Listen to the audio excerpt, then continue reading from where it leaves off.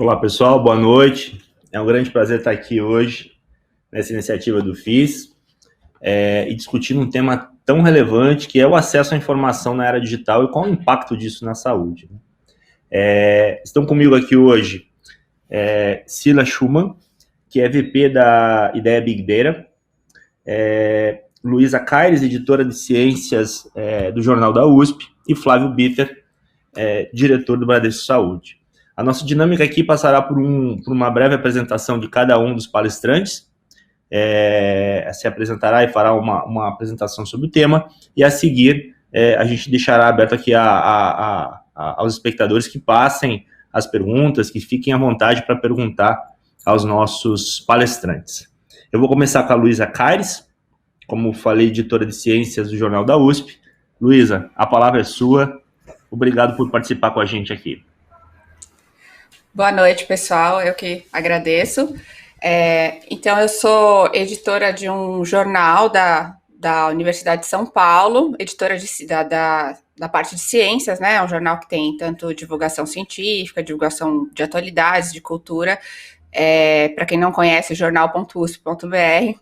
A gente tenta fazer um jornalismo bem próximo do que a imprensa em geral faz, né? É menos uma comunicação institucional, é mais um jornalismo, mas claro, com foco maior no que a universidade, nos trabalhos da universidade, e a parte de divulgação científica, digamos que é o carro-chefe desse jornal, que é voltado para o público leigo, né? Ele não é voltado para a comunidade acadêmica. Então, eu vou apresentar aqui, se puder colocar já na tela a minha apresentação, pessoal que está aí nos bastidores. Então, eu vou falar de divulgação científica, já que a gente está falando de acesso à informação na área da saúde, né? Então, vamos falar tudo que eu falar aqui de ciência, a gente pode aplicar para a área de saúde, pode passar. O que acontece é que os cientistas, em geral, isso cada vez menos, felizmente, a gente tem passado por uma evolução por isso, mas, em geral, o cientista não é um cara ou uma mulher que gosta muito de se expor, né? Assim, claro, todo mundo gosta de reconhecimento e tal, mas eu tô falando do tipo de exposição para o público, né? Então, ainda tem uma ideia de um desconforto, de um estigma associado à autopromoção, né? Aquela coisa de se autopromover, de achar que a qualidade da ciência dele vai falar por ela mesma, que rigor científico e seriedade não combinam com mídia, ou que a pesquisa não é interessante para o público, pode passar. Medo de você passar aquilo numa linguagem mais simples e acabar sendo mal interpretado, ou ser tomado por um ativista. E tudo isso se resume, pode passar, o que meus colegas vão pensar. Então, o que a gente tem feito é um trabalho praticamente de militância aí com os cientistas. Pode clicar, por favor? É para esquecer o que os colegas vão pensar. Próxima. E falar pensando no público, quando a gente está falando de divulgação científica. Obviamente que o cientista vai continuar se comunicando com seus pares, mas quando ele vai falar para fora do meio acadêmico, ele tem oportunidades diferentes, né, que contribuem na alfabetização científica, que a gente sabe que no mundo todo é um tema muito complicado, as pessoas não têm muita ideia de como a ciência é feita, né? Aqui com as dificuldades educacionais, talvez mais ainda, né? Países em desenvolvimento talvez sofram até um pouco mais com isso, mas isso não é um privilégio, entre aspas, dos países em desenvolvimento, todo mundo sofre com falhas na alfabetização científica. E a ciência tendo impacto na esfera pública, porque inclusive a financia, né? No Brasil, como maior parte do mundo, os principais recursos para a ciência vêm do setor público, né? Então, e também saber que a opinião pública influencia decisões políticas, e se o cientista quer ser levado em consideração, ele também tem que estar presente na esfera pública, né? E aprender algo novo, aprender sobre comunicação, que é uma coisa que a gente também fala que é útil para todo mundo, em qualquer contexto. Pode passar? Então, como falar de ciência para o público? Pode. Primeiro que a gente fala em comunicação é qual público, né? É impossível falar com todos os públicos ao mesmo tempo. Pode falar? Pode passar? Tem essas diferenças aí todas, então se você tentar se comunicar com todos os públicos, a probabilidade de você falhar é muito grande. Então, assim, é sempre mais recomendável que se escolha, né? Esse é um pilar básico da comunicação, né? Seja de qual tipo de comunicação for, que você selecione um público-alvo e adeque a sua mensagem para ele, né? Então, e na comunicação das ciências é a mesma coisa. Tem diferentes, né, diferenças educacionais, geração, idade, os meios, se você vai usar uma mídia social, se você vai usar um jornalismo, ou mediação de um jornalista, pode passar. E aí, nisso, o que cada ator quer saber, né? Aí você vai adequar a sua mensagem para o que cada ator quer saber. Então, assim, esse so what seria o que interessa, né, pro público, com quem eu escolhi, que eu vou direcionar minha mensagem, o que ele quer saber sobre vamos dizer que você vai apresentar o resultado de uma pesquisa científica, né? Os formuladores de política pública querem saber se aquilo apoia a agenda deles, né? Os gerentes querem saber quanto que custa e qual é, né, o esforço, o dinheiro que se gasta, o investimento. As ONGs querem saber como que aquilo cabe na agenda delas.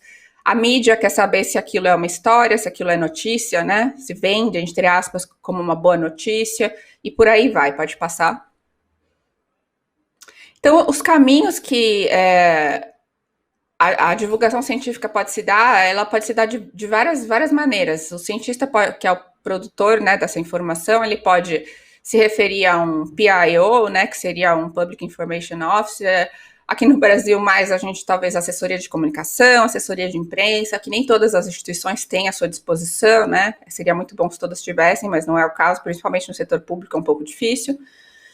E esse setor se direcionar à mídia, ao jornalista, profissional, e aí sim produzir alguma coisa que chega no público. E o cientista também pode se referir diretamente ao público, né, por meio dos talks, ou usando a mídia cada vez mais, né, usando as redes sociais, os YouTubes, ele mesmo fazer a divulgação ali de uma informação científica que ele acha relevante. Pode passar? Então, na USP, a gente tenta ajudar os pesquisadores a fazer isso, através, né, de uma rede integrada de comunicação, que tem jornal, tem rádio, tem canal no YouTube, tem atuação nas redes sociais, e mais, como a USP é uma coisa muito grande, provavelmente quem está fora assim, do meio universitário talvez não tenha noção, né, são milhares de pessoas, é uma comunidade gigante, com diversos campi, acho que 7 campi no interior de São Paulo, uma quantidade enorme de professores, de alunos, e produzindo muita coisa sempre, né, sempre, então, é muito difícil a gente conseguir, né, ajudar todo mundo a colocar, né, a sua pesquisa, o seu resultado de pesquisa, o produto que está sendo desenvolvido ali, mas a gente tenta, na medida do possível, contemplar o máximo. Pode passar. Então, nas redes sociais, a gente tem um selo que chama Ciência USP, que a gente faz a divulgação, uma marca, vamos dizer assim, uma marca que a gente criou, um pouco mais, para ficar um pouco mais com uma familiaridade maior, uma direção maior para o público, e a gente unificou isso. Pode passar. Bom, isso aí é só quem é o time, né, gente, né, o Jornal da USP é um pouco maior, mas assim, na editoria de ciências temos essa equipe com 6 jornalistas, eu que sou editor, estagiários, mais apoio de uma equipe audiovisual. Eu sempre falo isso porque o pessoal sempre pergunta, quanta gente precisa, como que, né, então dá uma ideia do que dá para fazer com quanto, né, e temos muito conteúdo de parceiro, né, como a demanda é maior, que às vezes a gente consegue produzir, a gente conta muito com parceria, a gente vê quem está produzindo por aí, tenta trazer esse pessoal para a gente, pessoal dentro da universidade mesmo. Pode passar.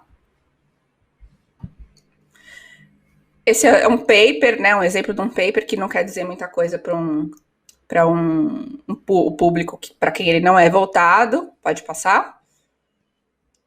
E aí a gente vai produzir uma matéria no Jornal da USP explicando aquela pesquisa e, eventualmente, a mídia pode reaproveitar esse material que a gente que a gente produziu, pode aproveitar na íntegra, ou pode ir fazer uma entrevista própria com o pesquisador que a gente noticiou ali, pode passar.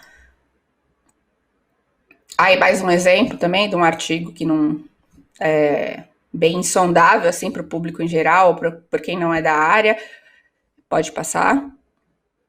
E daí a gente transforma numa notícia e transforma num conteúdo para as redes sociais de uma outra maneira, que também não é a mesma maneira da notícia. E aí uma emissora de TV, por exemplo, pode ter acesso a essa informação e se interessar em fazer uma entrevista com aquele pesquisador. Pode passar. Pode pular esse, que eu acho que não... Mais um exemplo, né, de uma inovação assim, produzida na universidade, em ciência, e que a gente, né, a partir de um artigo, produz uma notícia e pode passar. E aí, nas mídias sociais, aquilo vai ser abordado de um outro jeito, né? A gente começa tudo esses exemplos que eu estou dando, espero que seja para ilustrar como assim os formatos e os públicos, as abordagens são totalmente diferentes. Então aí, por exemplo, eu percebi que eles pegaram essas células que eles fizeram de tecido hepático obtido através de bioimpressão e fizeram o logotipo da USP com ela. E isso, para quem trabalha em laboratório, é uma coisa muito trivial, assim, eles vivem fazendo essas brincadeiras, né, com cultura, de fazer desenhos e tal, mas para o público é uma coisa que chama atenção. Então, na rede social, ao invés da gente começar falando do super desenvolvimento do tecido hepático, que é legal também, mas a gente já começou por isso, instiga a curiosidade e traz as pessoas para quererem saber mais daquele assunto. Pode passar? Outras possibilidades que os cientistas estão cada vez mais aprendendo a falar sobre ciência e no mundo inteiro, né, as universidades criando maneiras criativas, acessou a tese, né, fazendo bolos de biscoitos temáticos da pesquisa, uma informação, performance drags com apresentação de ciência, ou crianças entrevistando cientistas. Esse é bem legal, porque os cientistas ficam bem perdidos no começo, como que eu vou explicar o que eu faço para uma criança? Pode passar. E, por último, para falar um pouquinho do que me foi pedido aqui, de influenciadores da ciência que tem recebido muita atenção, né, cresceram bastante com esse interesse, né, no tema de saúde por causa da pandemia. O interesse do público por saúde sempre é grande, é um dos assuntos que no Jornal da USP a gente repara que é sempre que tem mais audiência, né, relativamente fácil de trazer o interesse do público para isso, mas ultimamente se multiplicou por razões óbvias. Pode passar. E aí teve uma pesquisa muito interessante do Science Pulse com o Instituto Brasileiro de Pesquisa e Análise de Dados, que muito interessante, inclusive porque eu saí na pesquisa, como influenciador. Não, mas a pesquisa é boa mesmo. Eles pesquisaram no Twitter especificamente, tá, gente? Influência no Twitter, que é uma coisa bem específica também. Qual seria, né, as principais vozes da ciência sobre a pandemia no ano passado? Pode passar? Aí eles viram critérios como popularidade, autoridade, articulação. Vamos passar. E aí eles mapearam, é muito interessante esse estudo do Science Pulse com o IBPAG, porque eles mapearam uma rede de interações, mapearam perfis que são nós. O Twitter, ele é uma ferramenta que dá para você fazer muita pesquisa de dados em cima disso. Eu não sei... Acho que talvez a Sila até fale um pouquinho mais, tem alguma coisa para falar sobre isso, mas ele é muito utilizado porque ele se presta bem a você mapear, né, as conversas, mapear tendências. Então, pode passar. E aí, enfim, eu saí no meio de cientistas, porque eu tenho um perfil até relativamente grande no Twitter, relativamente que eu digo, né, ser no Brasil, ser de universidade, né? Não tem um perfil de 1 milhão de pessoas, igual o Átila Yamarino, por exemplo, mas esses outros pesquisadores também, que falaram muito sobre pandemia e acabaram aparecendo no ranking. Pode passar. E tem muitos outros pesquisadores que também fazem divulgação, como eu disse, isso é uma pesquisa que, né, mapeou ali no Twitter, né, essas caras muito mais conhecidas aí, talvez, né, que estão sempre na televisão e no YouTube, enfim. essas pessoas elas já falavam sobre ciência, algumas delas, e na pandemia elas começaram a falar com mais frequência e atender solicitações do público, dúvidas do público, e acabaram se tornando grandes vozes aí, né? E também sempre procuradas pela mídia, pode passar, porque a gente vê que a mídia, as pessoas, na verdade, elas gostam de ter pessoas em quem elas confiam, né? Elas gostam de se identificar, né? A gente vê esse papel, assim, né, do indivíduo ali, do ser humano mesmo, né, com quem ela se identifica, estabelece uma relação de confiança, né, que não é a mesma coisa que às vezes ela lê no jornal, que também é considerado, né, um meio de informação, mas essa parte dos influenciadores de ciência surgiu com bastante força aí no contexto da pandemia. Eles também fizeram uma análise global, né, de instituições, ou de vozes da ciência, né, no geral, né, considerando o mundo todo, pode passar. E mapearam perfis que articulam, né, às vezes tem ali uns perfis que eles aparecem menos, mas eles articulam mais, pode passar. E é isso que eu tinha para falar aí, e aguardo a interação aí com vocês. Obrigada, gente. Excelente, Luísa. Obrigado pelas suas colocações. Vamos seguir então. Sila, a palavra é sua. Oi, parabéns, Luísa. Adorei a sua apresentação, muito legal. Bom, meu nome é Sila Schumann, eu sou vice-presidente de um instituto que se chama Ideia Big Data, ou seja, a gente trabalha com Big Data. E o que é Big Data? Big Data é a análise de um conjunto gigantesco de dados que está aí disponível na área digital, né? Então, é desde as redes sociais, que a Luísa estava falando, até dados disponibilizados pelo setor público, e o que a gente faz é analisar, agregar, modelar e analisar. Não adianta nada você ter esse monte de dados se você não souber o que fazer com eles. Agora, no contexto da pandemia, né, acho que já vinha se acelerando o uso da Big Data, do Big Data, em saúde, mas no contexto da pandemia, eu creio que isso andou e vai andar mais rápido. Então, a gente começou a ver muitas experiências de colaboração no mundo, falando disso, lidando com isso, e eu vou contar um pouco de algumas delas para a gente ter aqui um pouco de inspiração, digamos. Primeiro, eu vou traçar 3 pontos que eu acho os mais fundamentais nessa discussão, né? O primeiro é que uma mudança de patamar mesmo na área de saúde, utilizando o Big Data, eu acho que ela só é possível se a gente juntar o setor público, a indústria e a academia. Os 3 têm que colaborar para que aconteça de fato uma mudança de patamar. A segunda é a gente olhar muito para a privacidade de dados, né? Porque a gente tem muito dado, mas o dado de medicina ele é um dado absolutamente sensível, pessoal, inviolável. A gente tem uma lei de privacidade de dados que é nova no Brasil, ela começou a valer durante a pandemia, então ela ainda não é conhecida pelo grande público, mas ela já vale, e a gente precisa prestar muito atenção nela quando a gente vai tratar desses assuntos, né? O que é legal e o que não é legal você fazer com os dados médicos de um indivíduo ou até de um conjunto de indivíduos.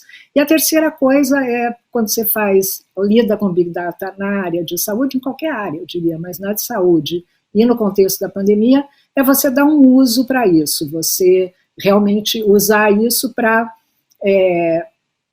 predição de cenários, para ajudar as pessoas a terem uma saúde melhor ou uma comunidade a se cuidar. Quando a gente fala de pandemia, acho que isso é bastante claro, né?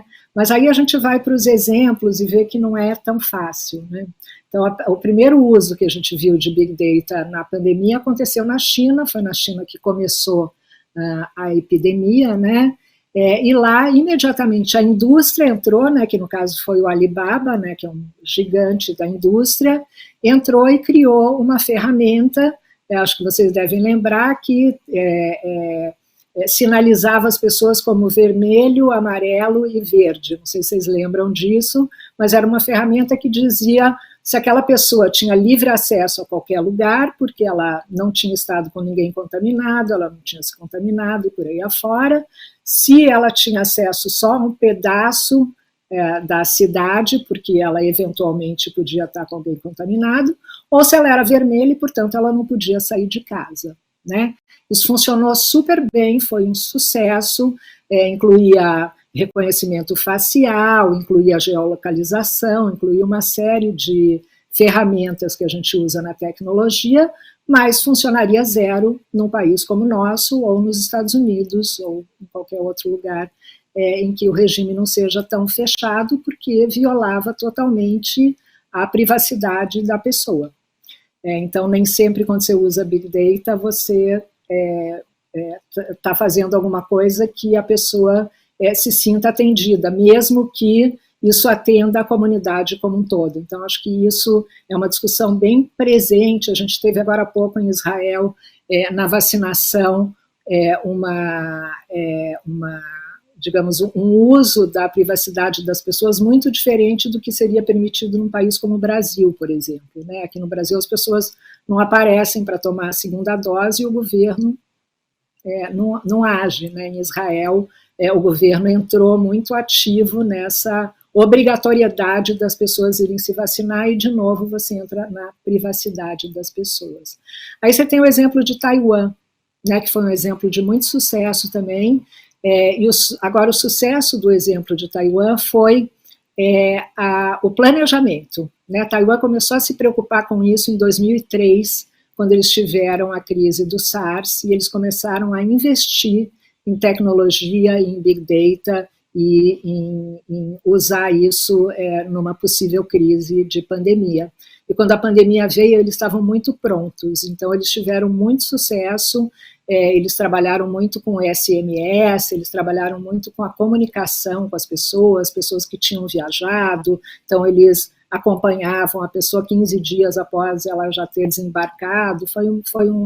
É uma experiência de bastante sucesso que eu acho que a gente tem que revisitar para ver como é que a gente trata dessas questões públicas, né? Aí eu vou pular para a Europa. A Europa é o lugar onde a privacidade de dados ela é mais restrita, eu diria, né? A Europa é o lugar que está muito na frente nessa questão, muito mais do que os Estados Unidos, muito mais do que o Brasil, muito mais do que todo mundo, né? E aí vou contar de uma ferramenta que existe lá que chama My Health, My Data. É uma ferramenta muito interessante porque ela se considera a maior rede, ela é na Itália, eu creio, a sede dela. Ela se considera a rede de maior concentração de dados do mundo em saúde. E como é que ela faz isso? Ela junta os hospitais, os indivíduos e a academia.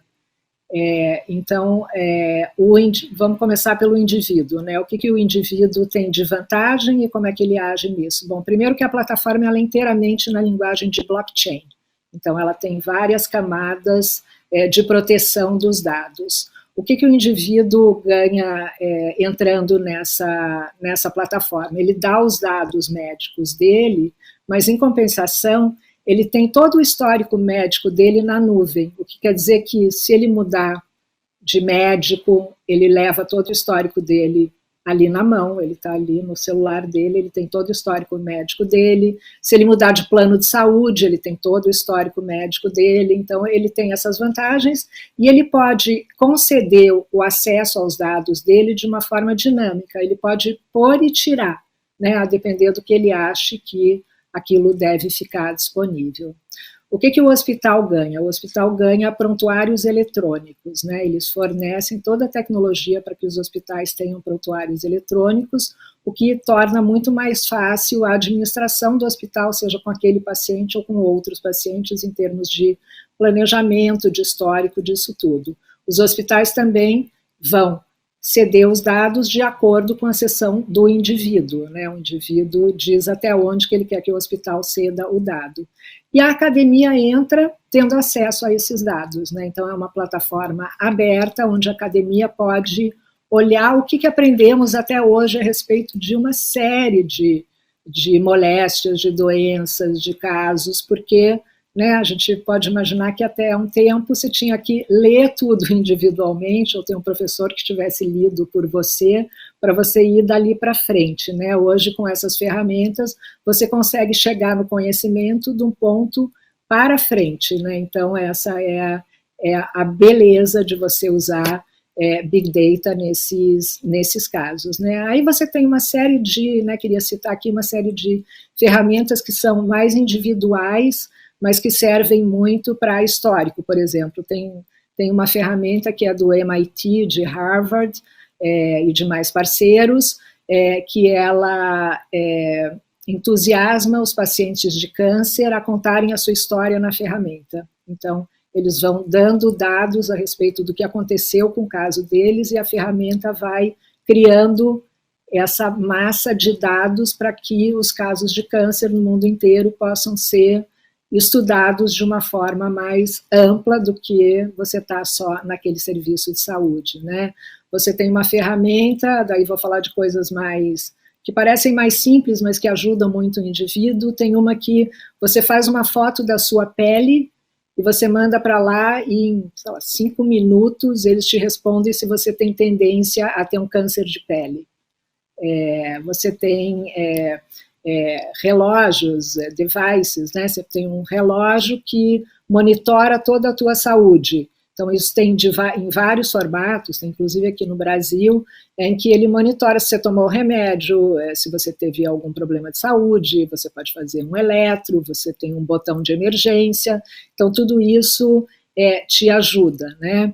Você tem algumas ferramentas que são feitas para o uso do poder público, né? Então você junta dados ali para mostrar para o poder público, e isso foi muito usado na pandemia, para mostrar para o poder público aonde que tem leito disponível, aonde que tem mais problemas, aonde é que tem mais gente de grupo de risco, você consegue monitorar tudo isso. Então, tem empresas privadas, a indústria está oferecendo esse tipo de serviço. Aqui no Brasil tem uma startup que eu acho muito legal, que ela oferece para as empresas grandes, ela faz uma busca dentro da empresa do tipo de problema de saúde que seus funcionários podem ter.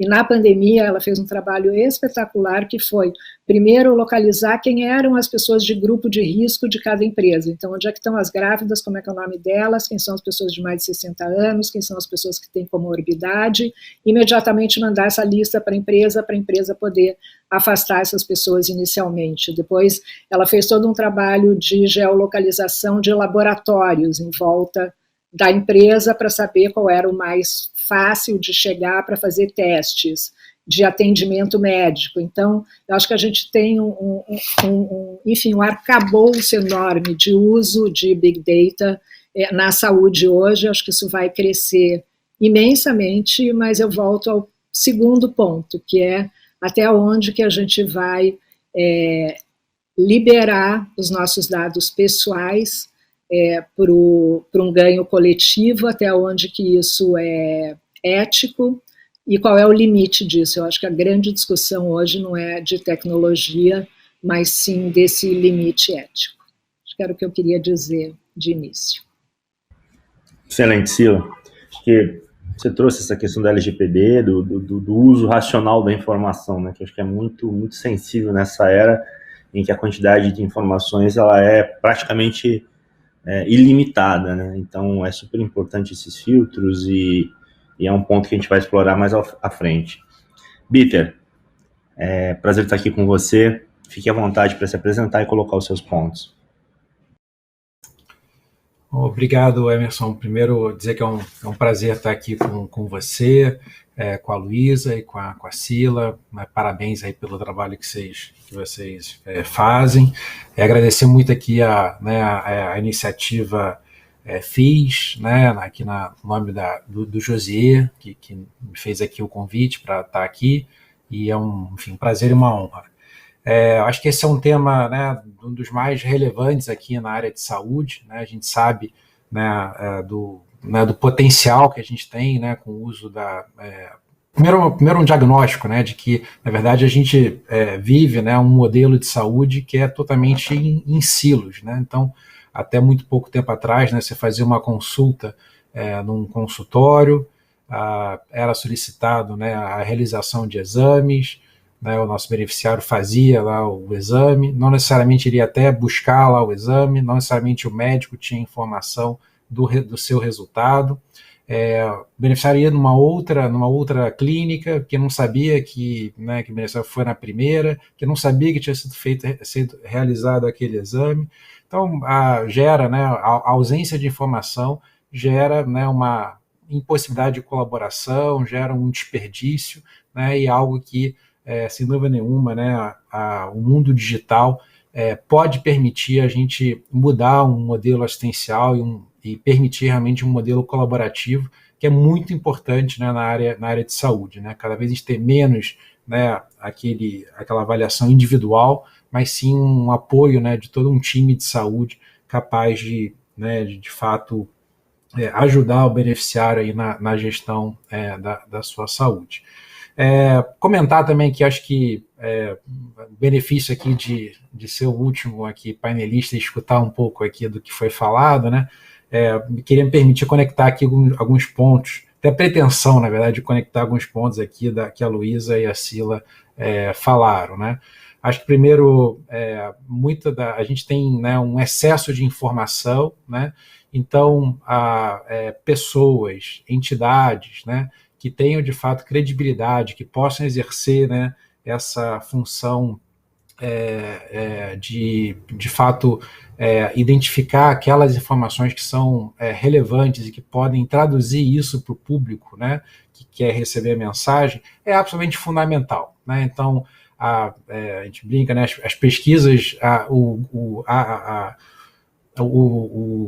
Google, né, um dos top 3 do Google é pesquisa sobre saúde, né, e muitas vezes você tem informação altamente desqualificada, né, então ter esses espaços como aqui, esse espaço que a USP oferece é algo fundamental. Queria dar um exemplo nosso aqui da Bradesco Saúde, né, a Bradesco Saúde é uma empresa com 3,6 milhões de beneficiários, né, lidera o setor de saúde, muito voltado para as grandes empresas, para pequenas empresas também. E a nossa experiência aqui na pandemia, né, a gente criou uma coisa que parece aparentemente simples, que foi fazer um hot site desde fevereiro, quando se falava aqui, né, fevereiro do ano passado, né, quando se falava da pandemia, ter um lugar que pudesse oferecer, né, informações relevantes e traduzidas para o nosso beneficiário. Esse hot site já recebeu mais de 1,5 milhão de acessos, né, desde da sua criação, explicando através de vídeos, trazendo informações sobre sintomas e né, como informação simples, mas relevante, né, do como identificar a doença, a quem procurar, como é que deveria ser a sua ação, os nossos canais, né, de 0800 médico, a nossa telemedicina, a nossa rede, né, que está disponível para suportar o nosso beneficiário, enfim, informação relevante que gerou, né, todo esse volume, né, de visitas ao longo desse tempo. E Cila, você está aqui também um caso nosso aqui né, do uso do Big Data. A gente é capaz realmente. Primeiro, a gente tem uma avenida de oportunidade, né?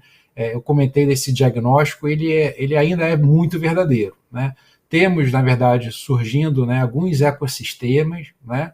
Alguns deles muito proprietários, digamos assim, né, de algumas empresas, né, ou de algumas empresas verticalizadas. A gente não tem, né, um modelo adequado para intercambiar informação, né? E de fato estamos aqui nos primeiros estágios, né, sobre essa oportunidade de a gente ter de fato sistemas que permitam a interoperabilidade, respeitando obviamente, né, o sigilo da informação, né, a LGPD, e tendo obviamente, né, o beneficiário no centro, né, de tudo isso. Mas apenas às vezes com informações, não do diagnóstico, mas apenas com a utilização, né, que é feita, é possível obter muita informação e atuar de maneira definitiva, né? Eu cito, por exemplo, uma evolução que nós fizemos. A gente tem um programa de segunda opinião médica para a cirurgia de coluna, né? Não sei quanto vocês conhecem, a cirurgia de coluna é uma cirurgia bastante invasiva, né, no sentido que você precisa artrosedar, né, fazer uma artrodese na coluna, com possíveis, né, consequências para a saúde daquela pessoa, e a vértebra deixa de ser, né, flexível, passa a ser rígida, e há comprometimento na mobilidade. Então é algo que, digamos assim, deveria ser uma ferramenta para ser usado em casos extremos, né? E infelizmente houve uma super indicação, digamos assim, de cirurgia de coluna. Antigamente o que a gente fazia era obter um centro para fazer uma reavaliação, uma segunda opinião sobre a cirurgia de coluna, feita com uma equipe multidisciplinar, para avaliar, né, se realmente aquela cirurgia era indicada ou se um tratamento conservador seria igualmente ou até mais eficaz do que a performance da cirurgia. Mas, assim, isso é coisa do passado. Isso né, muitas vezes o beneficiário ficava 3, 4 anos perdido na nossa rede referenciada, fazendo uma série de tratamentos inadequados, e com o uso, né, do Big Data e fazendo regressões de informação, hoje a gente é capaz de saber com mais de 80% de assertividade por uma série de informações da nossa base de dados, e atuar de maneira definitiva 3 anos antes daquela que poderia ser a história natural, né, daquela patologia, indicando de fato um centro de reabilitação adequado, que preza, né, pelo desfecho clínico, que é remunerado por essa qualidade assistencial, e mudamos radicalmente o jogo. Então, apenas um exemplo, né, do uso aqui, né, da informação do Big Data, não só, a gente brinca aqui, né, não só o Analytics, né, é necessário, mas o Phasitics é igualmente desafiador, e é só apenas um exemplo prático de como a gente pode atuar aqui com o uso de informações. Poderia ficar horas aqui falando, Emerson, mas eu vou terminar por aqui, aí sob o seu comando, para a gente poder continuar aqui a discussão.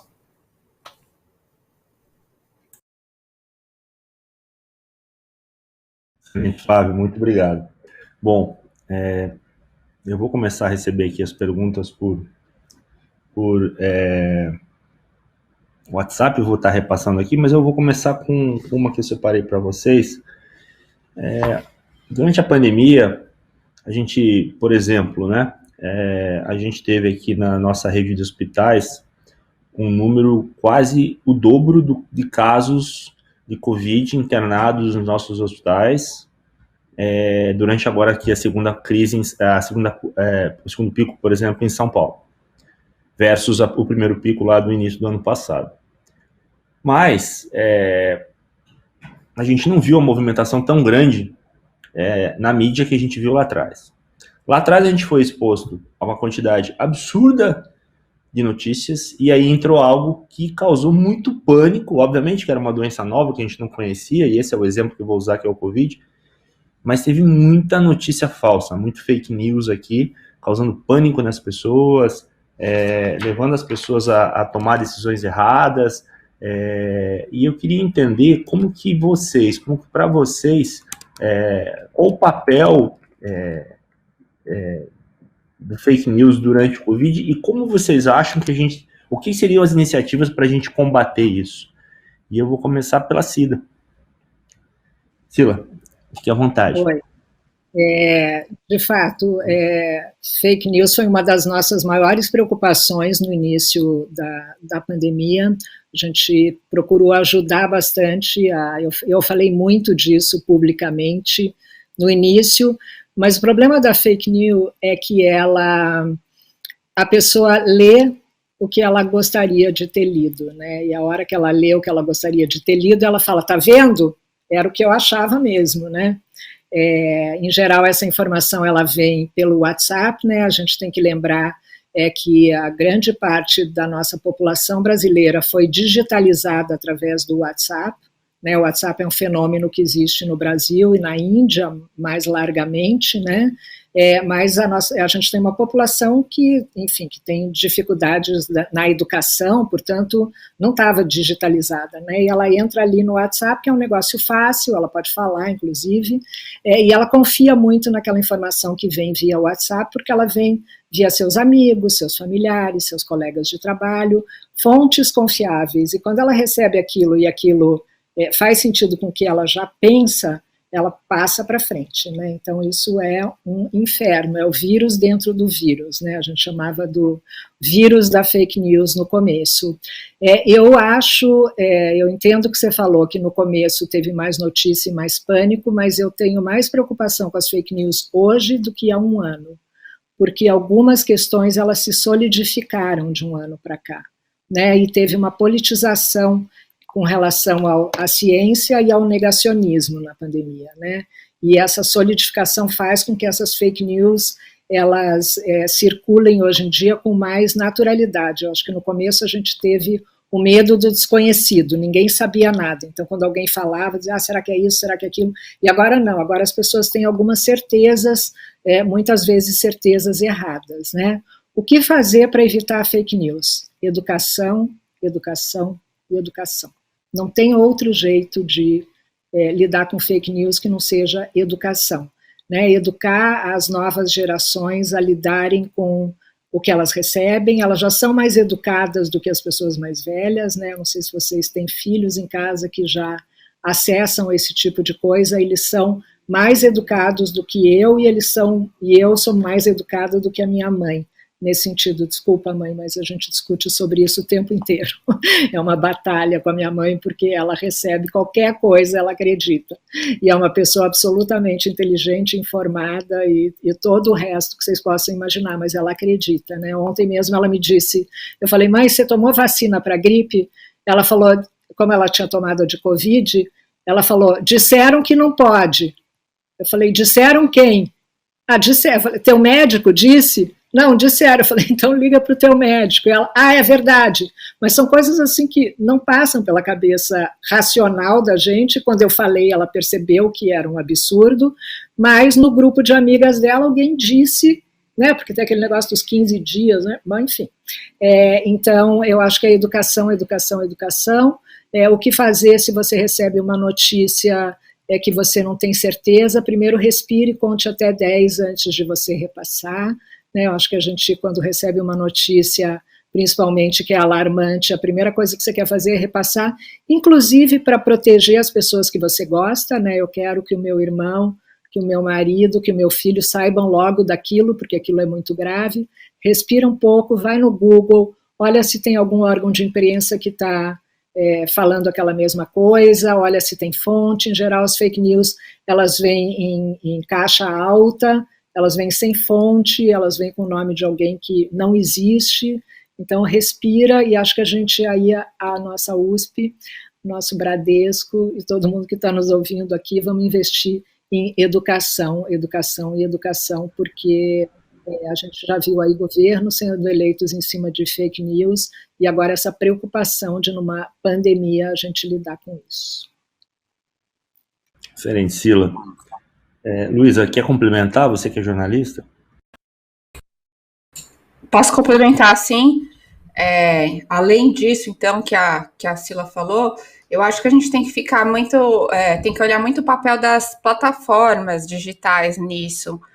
Apesar de muitas coisas parecerem que vem do nada, que, né, surgiu como se fosse uma coisa que surgiu de alguém que deu essa ideia e foi se disseminando, não é bem assim. Muitas das fake news, elas são planejadas mesmo, isso já é demonstrado.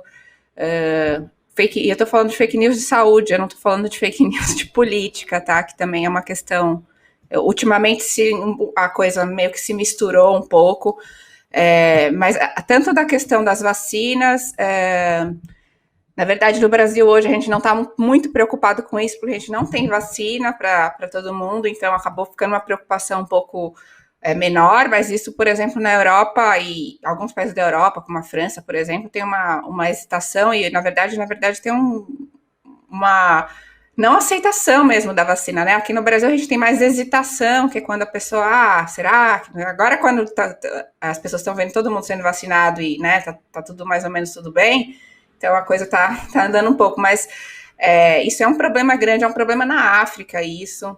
Na Índia é um problema muito grande, governos populistas pioram a situação, porque se as pessoas não acreditam muito no governo também, porque, né, se vê que se repete coisas e se passa por cima e se volta atrás, quando as instituições que representam o governo falam para as pessoas se vacinar, elas não sabem como que elas vão se vacinar também, né? Elas não.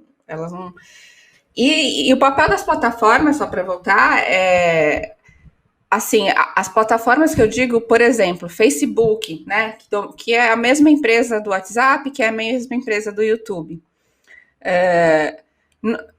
O Facebook é muito resistente a qualquer tipo de mudança, porque isso gasta dinheiro, porque pode prejudicar algum tipo de ganho que ele tenha por alguma via. E é sempre aquela desculpa de que não dá para fazer isso, não dá para, a gente está tentando, daí olha aqui, trouxemos uma iniciativa nova para combater fake news, e sempre a gente vê que é um enxugar gelo. Então eu acho que também tem um papel muito regulatório disso, né, dos governos mesmo colocarem, né, limites para isso, no sentido de obrigar mesmo agora a gente tem visto que tem se aprofundado mais isso, mas ainda é insuficiente, né, de não deixar a plataforma, não deixar conteúdo falso. O YouTube, é impressionante a quantidade de acessos que tem os piores vídeos do mundo, assim, a gente faz um vídeo lá com informação, tenta até ser um vídeo bacaninha, né, não ser muito chato, aí a gente tem lá 3.000, 5.000 acessos, daí a gente vê um vídeo com um médico falando que não é uma boa vacinar, porque a vacina vai produzir uma resistência X no vírus. Isso eu tô falando do caso que eu vi realmente, de uma rede de TV menor, mas e tá lá com 1,5 milhão de acessos. Então, assim, não tem condição das plataformas não interferirem nisso, né? A gente tem tecnologia e tem que usar também para isso. Queria só complementar um dado que ela falou. Nos Estados Unidos, 40% dos republicanos não vão se vacinar. É uma galera, isso é muita gente. Né? É muita gente. Então, eles estão fazendo um esforço muito grande para as pessoas irem se vacinar. E na Europa não se acredita em vacina. Né? O Brasil tem uma tradição muito grande de vacinação para a gente, apesar de não ter vacina, é mais fácil. Exato. Eu volto ao ponto aqui se eu permitir, Emerson, voltar aqui ao ponto da Sila, que é educação, né? Na verdade, o que as plataformas ofereceram foi democratização, acesso à informação, quer seja ela boa, quer seja ela ruim, né? Deu voz às pessoas, né? Qualquer pessoa, na verdade, hoje pode ser um ator, né? Pode ser um influencer, né? E eu acho que, volta aqui, eu acho que por mais, a gente sempre esbarra aqui no que é a liberdade de expressão, seguramente a gente pode melhorar, né, a regulação, né, das plataformas, mas acho que de fato a busca, né, por um conteúdo que tenha uma curadoria e a gente fazer sempre essa autoavaliação, para nós não sermos, nós aqui indivíduos, né, não sermos propagadores, né, de fake news. Eu acho que é algo relevante e é um papel que a gente precisa de fato educar aqui a sociedade, né. Eu consegui educar, sei lá, minha sogra, minha mãe não, mas minha sogra, depois ela conseguiu, depois de tanto encher o saco dela, ela me pergunta antes de passar, o que já é um excelente sinal, né? Depois me liga, de fato, a gente tem isso. Excelente. Bom, teve uma pergunta aqui que eu vou me provocar a responder, que é assim, qual é o custo das fake news para a saúde, né? Acho que é impossível a gente mensurar isso, mas sem dúvida ele é muito relevante, né? Bitter, eu vou trazer a próxima para você, porque acho que esse é um tema que a gente conversa muito, né, e que a gente não consegue avançar, que é o seguinte: o que falta para o nosso setor para a gente ter uma base de dados e informações única, para que a gente possa trabalhar o desperdício, o desperdício no nosso setor de saúde. Eu acho que, assim, acho que a gente precisa, né, realmente sentar, né, e fazer alguns combinados, né. Eu acho que a Cila tangenciou vários deles, né. O primeiro combinado é LGPD não se discute, né. Não só é um direito, como é uma lei, né. É necessário sempre colocar o beneficiário no centro das nossas atenções. A informação é dele, né? E ele que precisa, de fato, entender qual o benefício que ele vai ter em compartilhar ou não aquela informação e está disposto a fazê-lo, conhecendo o potencial benefício ou conhecendo o potencial malefício pelo seu não uso. A gente precisa ter liderança no nosso mercado, a gente precisa de regulação, nem que seja uma autorregulação que todos possam endossar, e a gente precisa, enfim, fazer isso acontecer. Não é fácil, né, dado que a gente vive ainda em silos, como eu comentei, mas eu acho que existem algumas iniciativas, né, que estão buscando isso, né. Então, essas iniciativas geralmente acontecem em projetos pilotos, em redes que nascem mais conectadas, né? E eu acho que vai ser um pouco a história natural aí dessa conexão, né? Talvez iniciar em ambientes mais controlados, né? Para depois a gente, de fato, tratar, né, da interoperabilidade de maneira mais complexa, né? E mais inclusiva, né? Até projetos que são dentro de casa são super complexos de serem feitos, né? Eu tenho um exemplo aqui da própria Bradesco Saúde. Temos duas iniciativas aqui, só para citar um exemplo, na busca aí de uma qualificação melhor da atenção primária, né? Buscando identificar dentro da nossa rede médicos com esse perfil e colocando eles à disposição dos nossos beneficiários. A gente tem dois programas, que a gente chama aqui do Meu Doutor, que está num prontuário eletrônico, e temos uma iniciativa de clínicas, que a gente chama de Meu Doutor Nomed, que está em outro prontuário eletrônico, fruto aí de uma decisão inicial. Fazer esses sistemas falarem, e fazendo apenas... E olha só, o nível de complexidade é relativamente baixo, estamos falando de prontuário eletrônico de realização, basicamente, de consultas e suporte ao tratamento. Tem sido um desafio gigante, e tudo isso dentro de casa, digamos assim, né? Então, de fato, fazer esses projetos, em resumo aqui, para concluir, né? Acho que a gente deve iniciar com redes mais fechadas, com projetos pilotos e tendo, né, combinado, digamos assim, quais são, né, as premissas básicas para um projeto dessa natureza. Excelente. A Luísa passou um ponto antes, que a gente vê em todas as indústrias, todos os negócios, o papel muito forte, principalmente em varejo, bens de consumo, dos influenciadores digitais.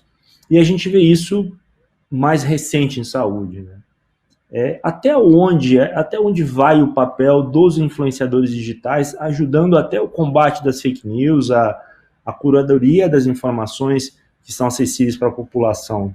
Queria ouvir vocês e vou começar pela Luísa.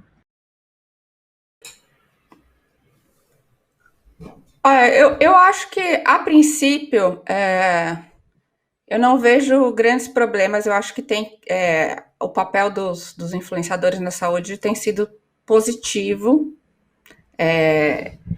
o que não significa que não possa existir problemas depois, né? Enquanto está todo mundo andando, tudo bem, de acordo, todo mundo concordando, vamos dizer assim. Agora, a gente não pode deixar na mão de apenas de indivíduos a primazia da informação, assim. Eu acho que as instituições também precisam se fortalecer como uma fonte. Porque, por exemplo, uma coisa é um pesquisador da USP que fala e é seguido, e ele é ouvido, E as pessoas confiam, e quando houver uma polêmica e eventualmente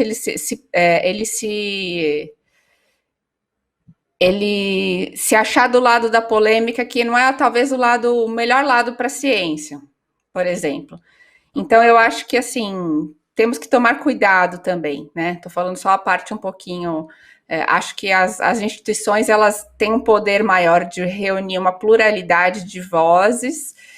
E acho que a gente tem contado muito com esses indivíduos porque é uma coisa que dá certo, as pessoas perceberam que dá certo. E na questão da saúde, a gente vê também muitos profissionais que usam para catapultar, às vezes, os seus negócios, às vezes até seus próprios consultórios, isso está sendo bem comum, a gente está vendo, você vê, eu entro no Instagram, como eu sempre falo de ciência, de saúde, então estão sempre me recomendando a quantidade de profissionais médicos que tem ali a página, né, tem páginas grandes, ou quem não tem a página grande está tentando fazer crescer também. Eu acho que é um caminho ainda um pouco novo e a gente tem que observar ainda o que vai acontecer e que tipo de problema que a gente pode ter, mas começar seguindo os mesmos preceitos que se tem para a ética da comunicação da profissão, que já que os médicos e os profissionais de saúde já são orientados, já começa de um jeito certo, assim, né? Agora, algumas coisas novas vão surgir porque esse movimento é novo. Teve uma influenciadora agora que foi processada, né? Porque acho que ela foi contratada. Nossa, tem várias. Não, mas essa especialmente ela foi contratada pelo Ministério da Saúde para falar, eu acho. Sim. Né, para falar do tratamento precoce, depois ela veio, se desculpou, chorou, mas não adiantou, né? Ela está sendo penalizada, e veja, ela foi contratada pelo Ministério da Saúde, então acho que também para os influenciadores é muito complicado você saber de que lado você está quando você está falando de um assunto que você não entende, né? Acho que tem, né, quando você fala muitas foram processadas, acho que na área de beleza, aí, né, agora... é isso que eu estou falando, né, então está surgindo... 10 dias em jejum, diz ela, né? E ela recomenda muito que as pessoas passem 10 dias em jejum, e, enfim, e parece que dentro da religião, não sei o que lá, tudo bem, que até a Bíblia fala de jejum, mas, veja, isso pode levar a casos muito... graves, né? E com relação a isso que você falou, bom, eu comecei a seguir cientistas a borbotões depois da pandemia. É muito interessante como muitos cientistas viraram figuras públicas, né? E eu acho isso a parte muito legal da coisa, né? Porque você tem pessoas falando de um jeito mais simplificado sobre assuntos que você não entenderia, seja a economia, a saúde ou o que for. Mas a discussão do papel dos médicos, ela é muito relevante. Eu acho ela muito relevante. Sila, nós temos também, infelizmente, nós temos... Eu vi um médico meu, assim, numa live, ele estava com a camisa aberta até aqui, assim, numa piscina. Eu falei, gente, eu nunca mais vou nesse médico, né? Então, esses cuidados, tem tanto a questão do cuidado, estão me ouvindo? Eu não sei se estava mudo. Tanto o cuidado da imagem profissional, que às vezes tem um limite ali, que o profissional, às vezes, ele não tem uma formação em comunicação. Eu acho que dependendo do quão profissional ele quer tornar aquilo, eu acho que é útil ele contratar uma consultoria que seja, né, para poder dar os passos certos. E a parte que eu estou falando, agora eu acabei de me lembrar que a gente já teve influenciadores da ciência dentro da própria USP que estão indo contra o que a maioria da comunidade, do que é consenso da comunidade científica. Então, por isso que eu digo que é um problema, né? Do mesmo jeito que a gente tem o pessoal pró-ciência, né, pró-boas práticas, pode surgir uma pessoa que, de repente, ali num momento da vida dela, ela resolveu ir para outro caminho. Ela continua levando a marca da USP, né, continua sendo pesquisador da USP, fala não sei o quê. Né, e como esse, nós temos mais de um caso, né? Temos médicos famosos aí que também estão defendendo posições controversas, né? Quando eu digo controversa, né, não é aquela controvérsia boa da ciência, que a ciência é feita de controvérsia também, a ciência não é um estanque, né, mas às vezes umas coisas que vão contra consensos já estabelecidos, então isso que complica um pouco.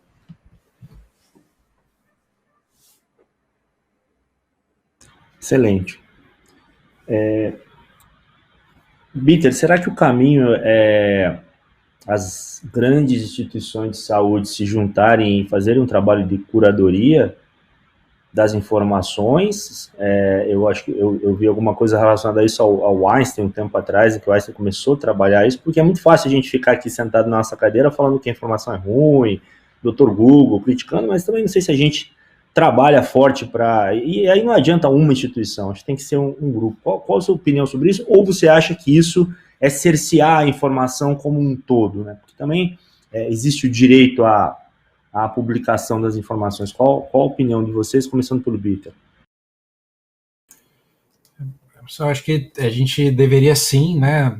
Acho que a gente exerce essa... primeiro, acho que o nosso desejo, né, pela boa saúde dos nossos beneficiários, né? E eu acho que a gente exerce essa liderança e é sim o nosso papel de atuar da melhor forma possível, né? Fazendo aqui muitas vezes curadoria de informação, traduzindo, buscando mostrar aquilo que é de fato relevante, essencial, e tendo certeza que a mensagem foi adequadamente absorvida.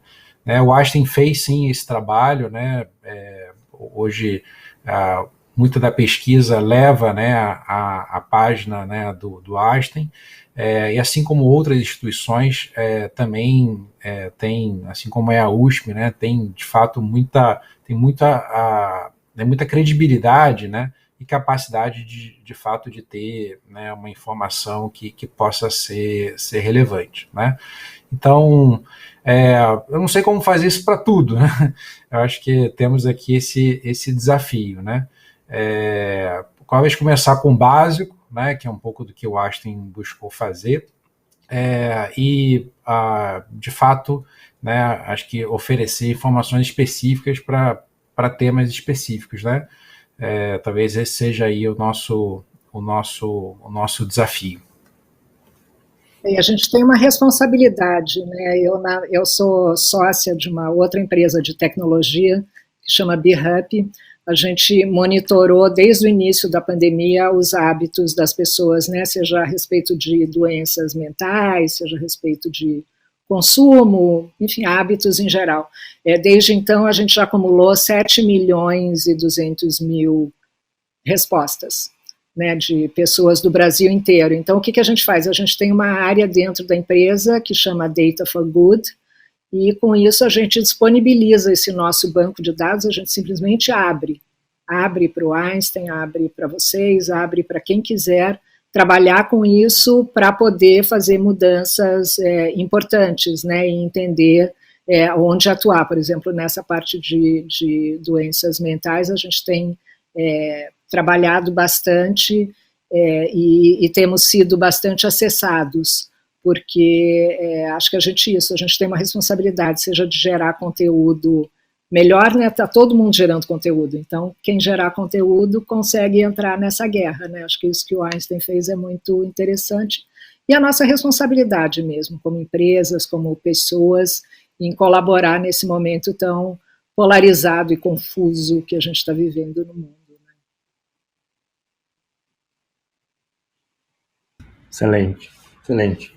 Bom, pessoal, 19 horas, a gente já está aqui com 1h e pouco de evento. Queria agradecer muito a Cila, o Flávio e a Luísa pela participação. Um tema profundo, né? Falar em informação na saúde quase falar de medicina em saúde. É complexo, é amplo, mas a grande beleza disso é que a pandemia, apesar de todos os seus desafios e os seus malefícios que nos causaram, acelerou várias dessas transformações que nós acreditamos sejam importantes aí para o futuro da saúde. Obrigado novamente, Josier, Rodrigo, pela iniciativa, por organizar esse evento tão importante, e a Cila, a Luísa e ao Flávio pelo convite, e a todos os espectadores aqui que participaram do evento. Obrigadão e uma ótima semana para todos vocês. Obrigada, gente. Prazer. Obrigada. Muito obrigado.